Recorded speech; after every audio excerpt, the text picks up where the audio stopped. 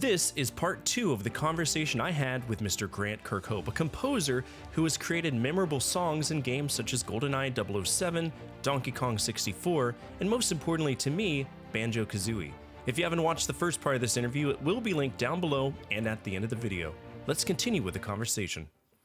Yeah, it was a heavy departure. I mean, to be fair, I've never played it, because for the longest time, I never even had an Xbox 360 or whatever it came out. I don't know if it was Xbox or 360. 360 it was, yeah. And I remember seeing a severely overweight Banjo and laughing because I was like, I'm a huge fan of continuity and callbacks to earlier moments in history. So seeing that and then having, Grunty talk shit to they're talking shit to each other. And at some point I'll play that.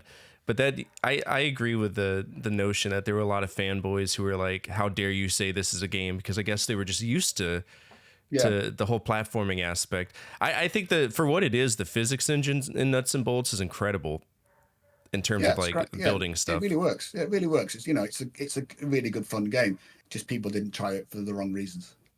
And I feel that the people who loved Banjo-Kazooie as they got older, or maybe even, my kids' generation, fell in love with ukulele, right?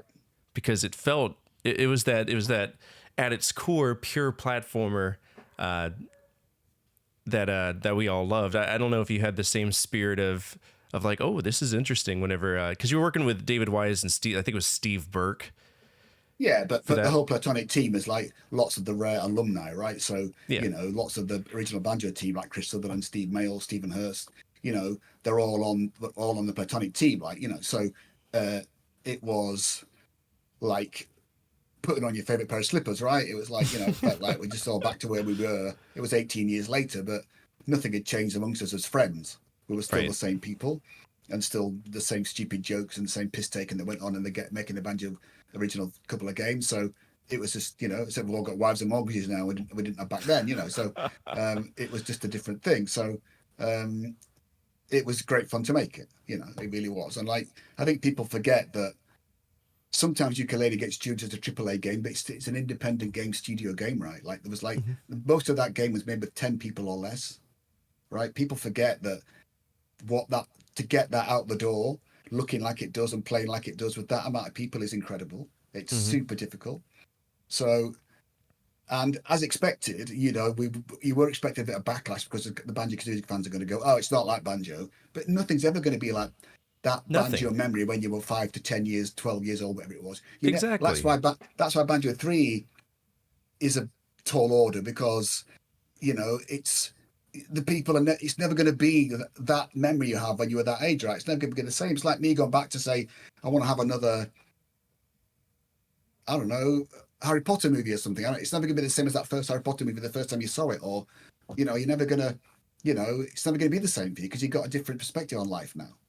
So I sometimes feel that lots of the kind of Banjo-Kazooie hardcore fans really want another Banjo game, but they would never like it. They would never be pleased. It's not because they're just being argumentative or poo-pooing on something they don't like. It's just because you're never going to recapture that. It's a shame that you can't recapture that thing when you first saw.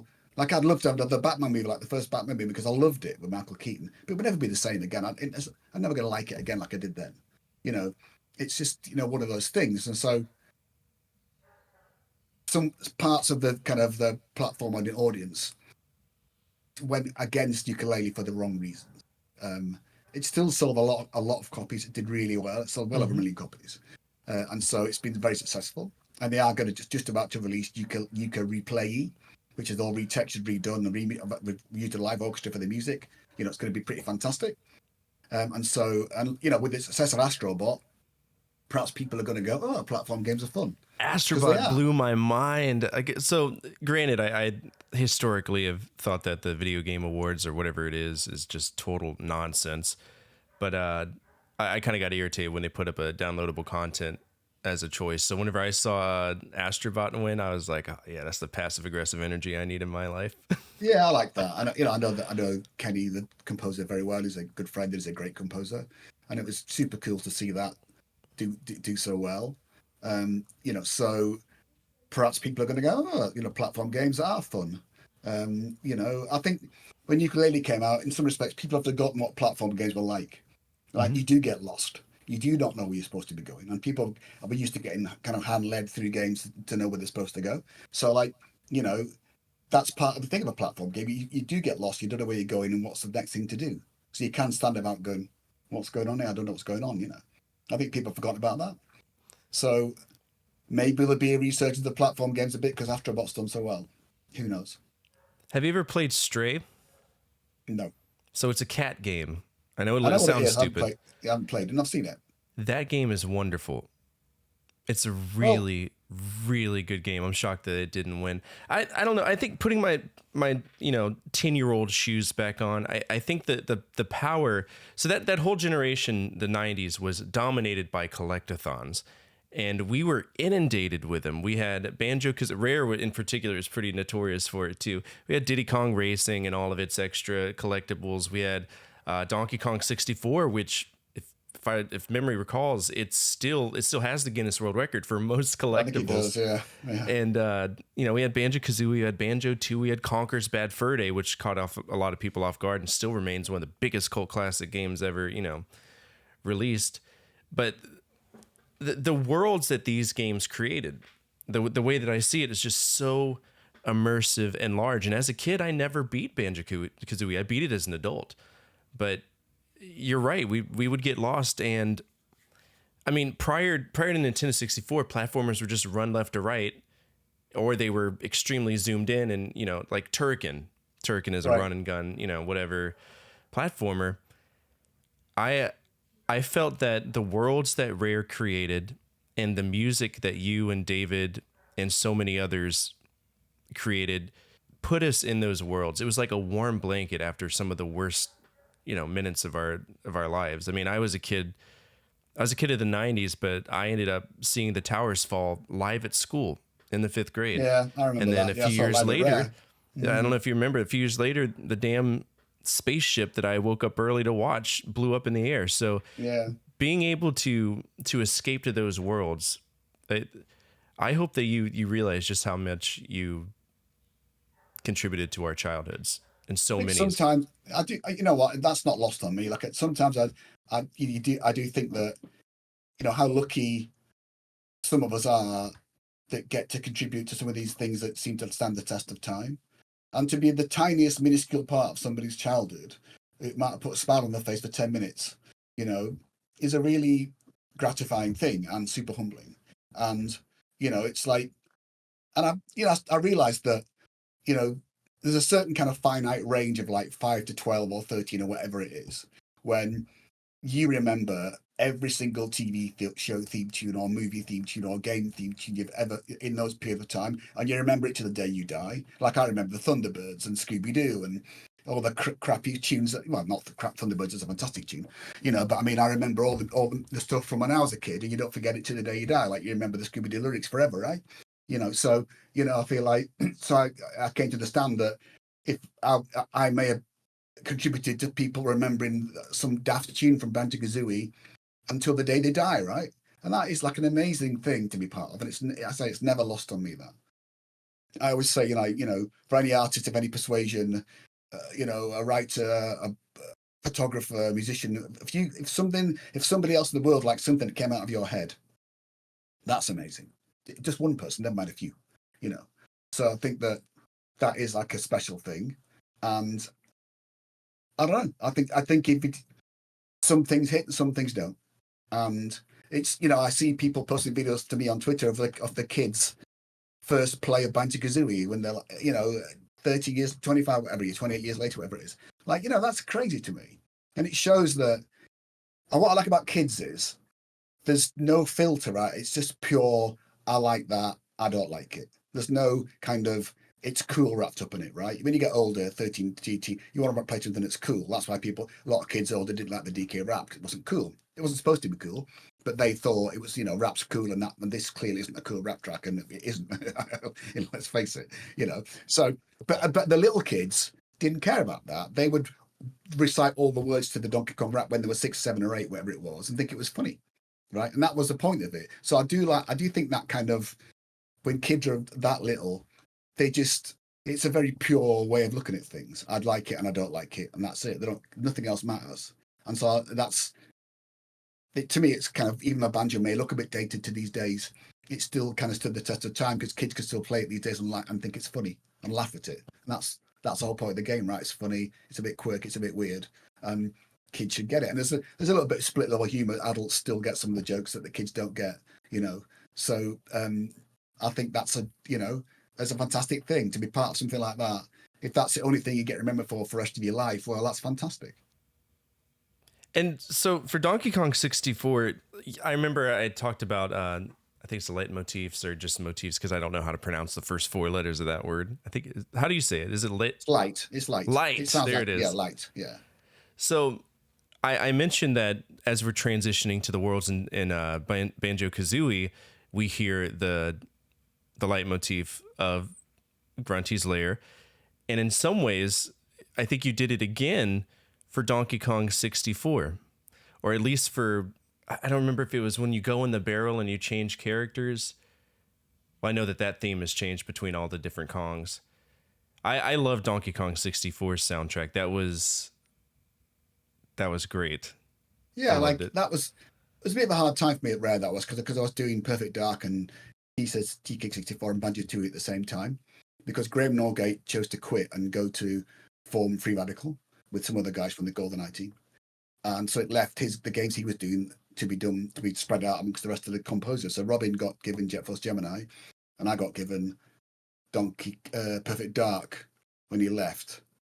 And so on top of doing DK64 and Banjo-Tooie. So it was like a tough couple of years doing, it's fun to do it, but it was a tough slog getting through all those 3 games at once. And try to find, because that in those days you used to get given a whole game, so you do all the sound effects and all the music, right? And so that was my intention, to do all that on DK64 and Banjo-Tooie. But of course, when I got given all the games, I knew I couldn't do it, so I did music only on DK64, and Evelyn Fisher did the sound effects, and on Perfect Dark I did just music on that with Dave Clinic, who just joined the company, and Martin Penny did the sound effects on Perfect Dark. So, and also, getting given DK was like unbelievable, right? To get to your hands on that iconic, like, the Mario #1, DK is #2 in my, to get given the chance to work on with that character, I was like, my God, this is incredible. I've only been in a few years. I couldn't believe it, So to get to touch DK and to use Dave Wise's awesome Donkey Kong theme that is the DK theme, in my opinion, it was amazing. So I wasn't complaining. It was just like, it was hard. Well, I give mad props to Rare because, so for anybody who doesn't know who's watching this, Nintendo was kind of in dire straits in the arcade aspect right around the time that Donkey Kong was released. So Donkey Kong was a massive success, and then they started having success with their home ports for stuff like Legend of Zelda, Excitebike, pretty much everything the NES did saved the industry after the video game crash of, I think it was 1983 or 1984. But Donkey Kong as a franchise went downhill pretty fast. Like, some people like Donkey Kong Jr., but it's usually across the board, Donkey Kong 3 wasn't really that great. So I feel that Rare coming in and tackling Donkey Kong Country completely revitalized that entire franchise to what it is now. And I mean, growing up, I never played Donkey Kong Country. I was very familiar with David's theme songs, and who knows, maybe I'll talk to him about it one day. But Sticker Brush Symphony and Aquatic Ambience, those are, in my opinion, between Tim Fallon and David Wise, those are 2 of my favorite composers for the Super Nintendo era, if we don't count Kodaka and Nobuo Uematsu and Yasunori Mitsuda, the guy who did Chrono Trigger. Yeah. But I will say there was a game I played probably about 2 years ago, and when I saw your name associated with it, I about did jumping jacks. I was so excited. It was a Hat in Time, and to me, a Hat in Time for a modern platformer captured all the whimsical energy that I enjoyed so much, that brought me towards Donkey Kong 64 and all the platformers of the era. How many songs did you work on? Because I know you're credited as a guest composer, but I don't know how many tracks you did for A Hat in Time. 2, maybe, I think. I think I was that kind of went a bit wrong, but we started off. I think I was supposed to write the main theme and then the hub theme and the spaceship theme and something else. I can't really something like that. And I think I was supposed to do a bit more, but then we kind of parted ways, shall we say? So yeah, there's another guy did the music. I forgot his name. And then a lot of people don't realize you've done film as well. I have a little bit. You got a few movies underneath your. You got like 6 or 7 short films. Hammer Jackson, We Sit, We Drink, No Guns, Heavy Flow, Killer Charm. But the first big film that you did, was it The Handler or was? I think it might have been. I think Shadows came before that, but it ended up coming out after it. But I guess the first big movie did was like the King's Daughter, out with Pierce Brosnan and William Hurt. I mean, won the World Soundtrack Award for the score, so that was super cool. It was quite fun. Yes, it was quite funny that that I ended up doing a movie with Pierce Brosnan after doing the Golden. I think that's quite cool. So it was, so I was sat, composing the scenes with him on it with a long wig on. So no, it was super fun to do that. I really enjoyed it. And then I think all of us, I think an entire generation, I think the earth moved a little bit whenever they announced the Super Mario Brothers movie. But I was looking for your name in the credits. I was like, you cannot put the Donkey Kong rap in the movie. I know. I was a bit miffed about that, I've got to say. As you should be. Yeah, I felt like it's only a couple. I did contact Nintendo about that. It went a little bit of back and forth email wise about that, and I sort of said, by the time the credits roll for the songs in the movie, the theatre's empty. Like there's only me and my wife and kids there. Look, there's Daddy's name on the screen. You know what I mean? Like, yeah, I felt like they had they came up with a policy that it boiled down to this. They said they decided that any of the themes quoted from the games in the movie, they wouldn't credit the composers. And then they decided anything with a vocal, they would credit the composers. But then they decided if it was a Nintendo-owned property, they wouldn't credit the composer. So DK qualifies with a vocal track because they own it. They decided not to credit the composers, and so that's why I didn't get credited. That was their policy. Bit strange. I know, I was a bit upset about that. I mean, I'm still a bit upset about it, really. But so I actually haven't seen the movie. I've never watched it. I've only watched the scene that DK turns up in just to hear the DK rap. I mean, they just took the actual rap from the N64 and just looped it. They didn't even re-record it. They just took the actual track. So it's got, George Andreas and Chris Sutherland and most of the guys from the banjo team doing the DK Donkey Kong chant, right? They are, I guess, you could argue they're actors in the movie because they're actually on the track, right? So they just took that and looped it, and it's in the movie. And a few friends of mine went to see test screenings of that movie over here, and they were told that all the music in the movie was temp and would be removed because they had a lot of the game stuff in the movie before Brian Tyler wrote the score, and they were told everything's coming out, but they left the DK rap in. I don't know whether Seth Rogen thought it was awful, but it was appropriate, and so it got left in the movie. So yes, there you go. What can I say? And you do have two upcoming films coming up too. Charisma Killer's Murder Syndicate. So Charisma's out. Murder Syndicate, Charisma Killers, they're both actually out.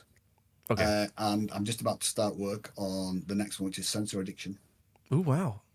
So I know this is probably a dumb question, but is the creative process for creating music and soundtracks different in the film world than it is for, say, the video game world? I guess the good thing about movies is you can sculpt the music to match the action, because it's linear, it never changes, right? So you can get all the bits and drop it down for the vocal when they're talking, and up again for all that kind of stuff you can do with a movie.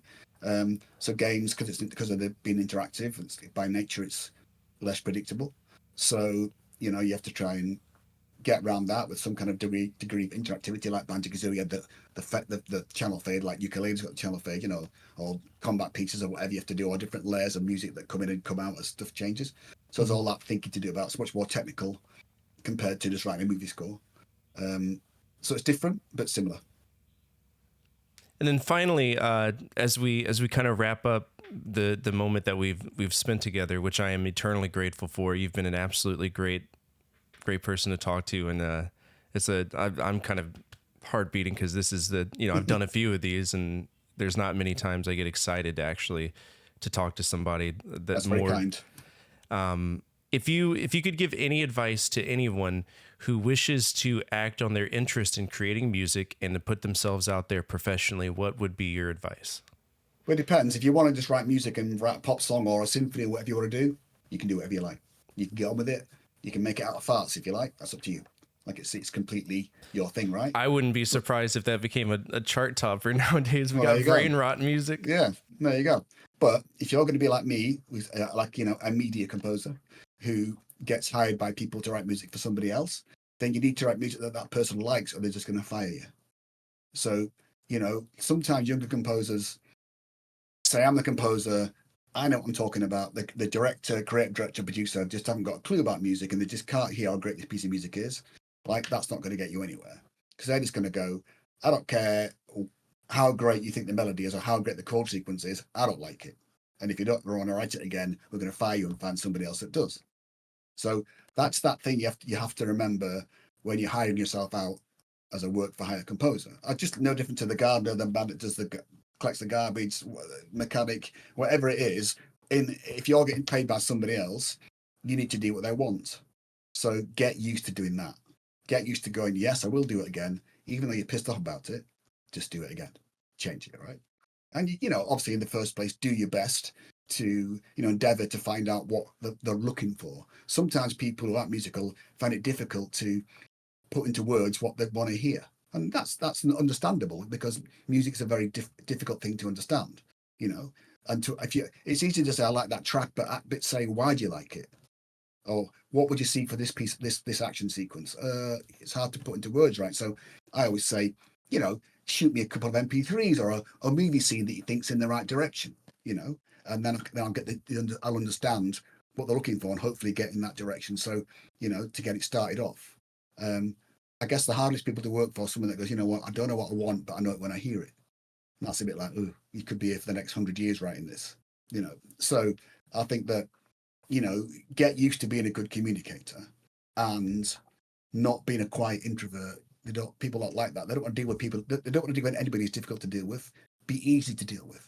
Be amicable. Be nice. Have a laugh. Have a joke. All that stuff, right? It's important to be a personality, not just to be a functional thing, right? So, and a lot of times, particularly composers, well, I guess all creative people are often pretty miserable in everyday life, but they've got a face they put on to the public, the front-facing face. I guess I'm a bit like that, and I think most people that I know are a bit like that, where in real life they're a bit like, ugh. But when it comes to, you need to do this, zing, look who I am, So I feel like you have to there's that BAFTA logo with the sad face and the happy face, that thing you see. That I think that really is most creative people most of the time. So, get used to being, it's almost like create another persona for yourself that isn't quite you, because the introvert sat there, because composers sit in a room for 8 to 10 hours a day and don't talk to anybody day in, day out. I know I do.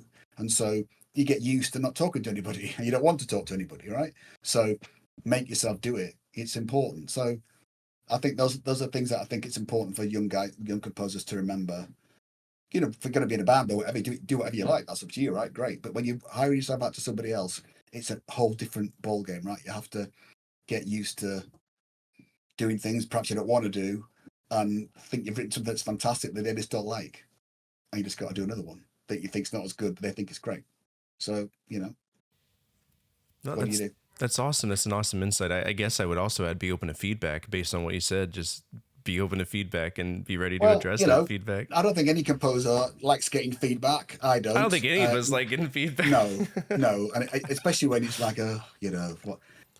It's like, it's fine. Sometimes, I just spent 30 hours on this. No big deal. It's fine. I know. So what I usually do is I usually write the first 20 seconds of a piece of music, something short, just to say, is this in the right direction?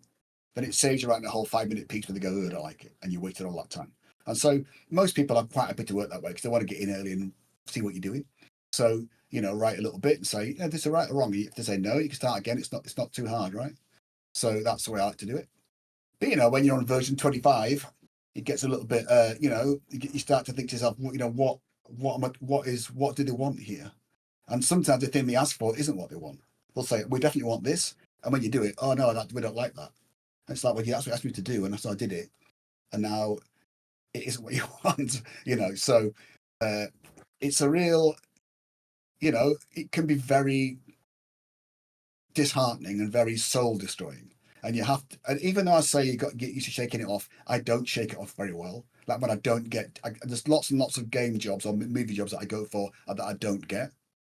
And I try to sort of go, well, it's just one of those, it's just a numbers game, right? But it still irks me for a good couple of weeks until I get over it. Probably, I'd say week to couple of weeks. So, and I do preach the fact, just get over it and get used to it. But even I find it difficult. I know even the AAA Hollywood guys get fired and get, have to get other people get brought in to take over, and all that stuff happens all the time, no matter what level you're at. It's no different, right? Because you've got some director, producer, whatever, that just doesn't like what you're doing, right? And what can you do? So you just have to, I say get used to it, but I've got used to it. You just have to live. Yeah. So usually when I do these videos, I have like some prop or something I could show. I actually went out to an import store to buy an iron brew, and I was going to drink it on stream. But one of my kids, I think it was my 14-year-old, nobody will fess up to it, but somebody thought it was an orange soda and they stole it. Oh my God. Iron brew, of course, nectar of the gods. What can I say? I love iron brew. I think it's delicious. But there's a cream soda version that's in the evening, which is just like it's like crack in a drink form. Oh yeah, hell yeah, crack. All right, well, thank you so much for taking the time to talk to us today. I appreciate it tremendously. There's not many people I can say I interview that have what I call generational relevance. You've created memories for fathers, for sons, and in my case, I'm sure my grandkids will know your name. They'll know your music, and that's a magical thing. And I hope you understand just how much of an impact you had on the world and still continue to this day. I sometimes do, and I sometimes don't. I feel like, I write something and I've got that kind of 5 minutes. Oh, this is awesome. Then it's like, oh, it's not great, is it? Straight after that. And I've got a friend of mine called Jimmy Hinson, who's a good friend. He's Big Giant Circles. He's a great composer, very talented. And we're at GDC one year. He says, Grant, something about you. He says, you always seem to stay relevant. I was like, how do I do that? I don't know how I do it. I just don't know. It beats me. So I thought it was quite funny. So, I guess sometimes I think you just got to stick around and not give up. Like I'm so focused on doing this job. I have this thing called the curse of aspiration, that I constantly aspire to the next thing, and I can never let it go. And I feel like it's as much a stone around my neck as a good thing, because it means that you just obsess about your career every waking moment, right? And so I can't shake it.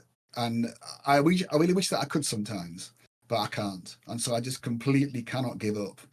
And I just think until they put the last nail in the coffin, I think I'll still be writing the last notes, so I don't know. It's just one of the, I guess I say it's as much a curse as a blessing. Well, that's it for today. Thank you again for taking the time to sit down, and I appreciate you taking the time. Thank you for asking me. Bye. It's hard to rack and stack the importance of the folks who I spend time talking with. Each of them are gears in a well-oiled machine that took us away from the monotony of daily life.